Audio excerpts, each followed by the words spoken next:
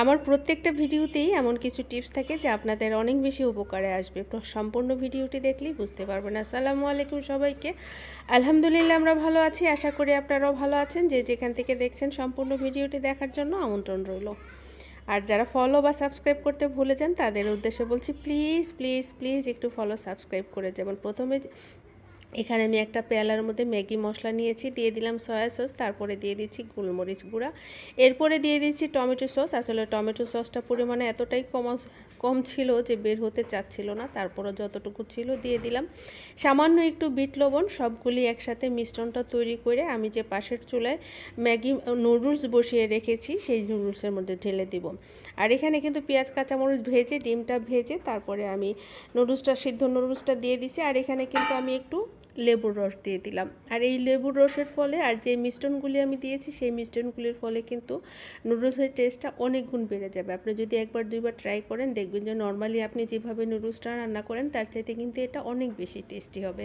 এবার আমি এখানে একটা পেয়ালা নিয়েছি, তার মধ্যে একটু লবণ দিয়ে দিচ্ছি, এরপরে দিয়ে দিব পানি। আর এই লবণ পানির মধ্যে কিন্তু আমি গোল করে কেটে রাখা বেগুনগুলি ভিজিয়ে রাখবো।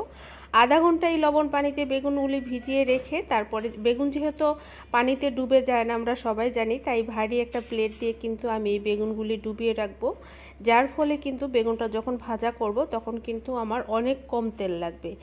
আর এই হচ্ছে বেগুনটা আধা ঘন্টা ভিজিয়ে রাখার পরে আমি ভাজতে চলে এসেছি মশলা মাখিয়ে। তবে বেগুনটা কিন্তু অবশ্যই ঢাকনা দিয়ে ভাজতে হবে ভিজিয়ে রাখার ফলে। আর ঢাকনা দিয়ে ঢেকে রাখার ফলে কিন্তু বেগুন ভাজতে নর্মালি যতটুকু তেল লাগে তার চাইতে অনেক কম তেলে আপনি বেগুনটা ভাজা করতে পারবেন।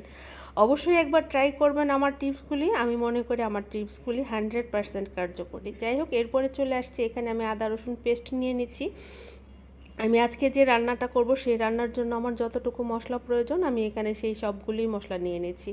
আদা রসুন পেস্ট, হলুদ, মরিচ, জিরা, ধনিয়া, লবণ, অল্প একটু পানি দিয়ে আমি একটা মিশ্রণ তৈরি করে নেব। আপনি যদি রান্নার শুরুতে এই মিশ্রণটা রেডি করে রাখেন, একদিকে আপনি বাটা মশলার টেস্ট পাবেন আর অন্যদিকে হচ্ছে মশলাটা কিন্তু পুড়ে যাবে না ডাইরেক্ট তেলের মধ্যে দেওয়ার কারণে।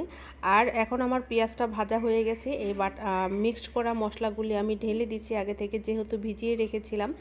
আর এটার মধ্যে যেহেতু আদা রসুন সকল মশলা আছে তাতে করে কিন্তু এটা তেল ছিটে আসবে না, চুলার আশেপাশে কিন্তু রান্নাঘরে নষ্ট হবে না। যাই হোক, এরপর আমি কাঁচামরিচগুলি কিন্তু এখানে ভেঙে তরকারিতে দিয়ে দিচ্ছি। আমি এভাবেই তরকারিতে দিয়ে থাকি। আর এভাবে ভেঙে দেওয়ার ফলে কিন্তু ছুরি কাঁচি দিয়ে কাটতে গেলে যে আপনার হাত জ্বালা করতো এটাতে কিন্তু আপনার হাতও জ্বালা করবে না। বটি দিয়ে কাঁচামরিচ কাটলে কিন্তু হাত জ্বালা করে। আপনি বটি দিয়েও কাটার প্রয়োজন নেই, ছুরি কাঁচি দিয়েও কাটার প্রয়োজন নেই, জাস্ট হাত দিয়ে ভেঙে কিন্তু তরকারির মধ্যে দিয়ে দিলেই হয়ে গেল। যাই হোক, এরপরে যে টিপসটা আপনাদের সাথে শেয়ার করতেছি সেটা হচ্ছে আমরা অধিকাংশ গৃহিণীরাই কিন্তু জানি না যে তরকারির মধ্যে যদি আমরা গরম পানি ব্যবহার করি তরকারির টেস্ট কিন্তু অনেক গুণ বেড়ে যায়। আর যদি আপনি নর্মাল পানি ব্যবহার করেন তা একরকম টেস্ট হবে, আর যদি গরম পানি ব্যবহার করবেন দেখবেন যে টেস্টটা কিন্তু একটু ব্যতিক্রম হবে, তার মানে হচ্ছে ভালো হবে।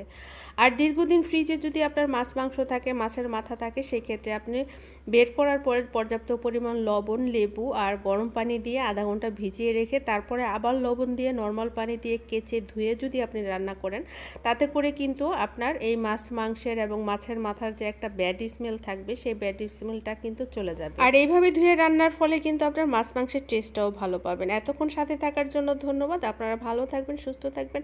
আল্লাহ হাফিজ।